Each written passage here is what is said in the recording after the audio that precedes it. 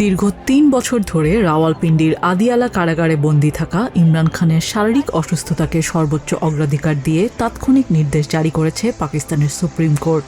আদেশে বলা হয়, আগামী ৪৮ ঘণ্টার মধ্যে ৭৩ বছর বয়সী এই পিটিআই প্রধানকে আদিয়ালা জেল থেকে ইসলামাবাদের সাফা ইন্টারন্যাশনাল হাসপাতালে স্থানান্তর করতে হবে। আগামী ১৬ সেপ্টেম্বর পর্যন্ত তিনি সেখানেই একটি বিশেষ মেডিকেল বোর্ডের অধীনে চিকিৎসাধীন থাকবেন এবং পরিবারের সদস্যরা প্রতি সপ্তাহে তার সাথে সাক্ষাতের সুযোগ পাবেন। ইমরান খানের দৃষ্টিশক্তির জটিলতা সহ সাম্প্রতিক মেডিকেল রিপোর্ট পর্যালোচনা করে এই আদেশ দেয় আদালত। ইমরানের আইনজীবীদের দাবি, দীর্ঘদিন ধরে তাকে মৌলিক চিকিৎসা সেবা থেকে বঞ্চিত করে নির্জন কারাবাসে রাখা হয়েছে। আদালতের সিদ্ধান্ত হলো আগামী ৪৮ ঘন্টার মধ্যে ইমরান খানকে সাফা ইন্টারন্যাশনাল হাসপাতালে স্থানান্তর করতে হবে এবং সেখানে একটি মেডিকেল বোর্ড গঠিত হবে।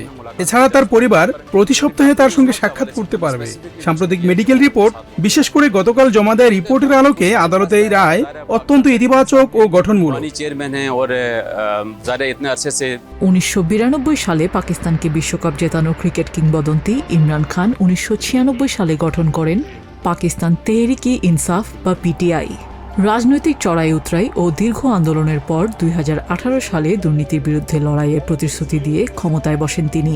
তবে মূল্যস্ফীতি আর অর্থনৈতিক সংকটকে কেন্দ্র করে ২০২২ সালে পার্লামেন্টে অনাস্থা ভোটে ক্ষমতাচ্যুত হন তিনি। ২০২৩ সালের অগাস্টে একাধিক দুর্নীতি মামলায় তাকে গ্রেপ্তার করা হয়, যাকে রাজনৈতিক চক্রান্ত হিসেবে দাবি করে আসছেন সাবেক এই প্রধানমন্ত্রী। সুপ্রিম কোর্টের এই রায়কে স্বাগত জানিয়েছেন পাকিস্তানের সাধারণ মানুষ। একজন নাগরিক ও দেশের সাবেক সরকার প্রধান হিসেবে ইমরান খানের যথাযথ চিকিৎসা পাওয়া সাংবিধানিক অধিকার বলেই মনে করছেন তারা। আদালতে পেশ করা চিকিৎসা প্রতিবেদনটি প্রস্তুত করেছিল একটি মেডিকেল বোর্ড। সেই প্রতিবেদনের ভিত্তিতেই আদালত নির্দেশ দিয়েছেন। একজন সাবেক প্রধানমন্ত্রী কারাগারে যথাযথ চিকিৎসা পাননি, এটি স্পষ্ট। তাই আদালতের সিদ্ধান্তকে আমি সম্পূর্ণ সঠিক মনে করি। তো अगर अदालत ने फैसला दिया तो सही दिया।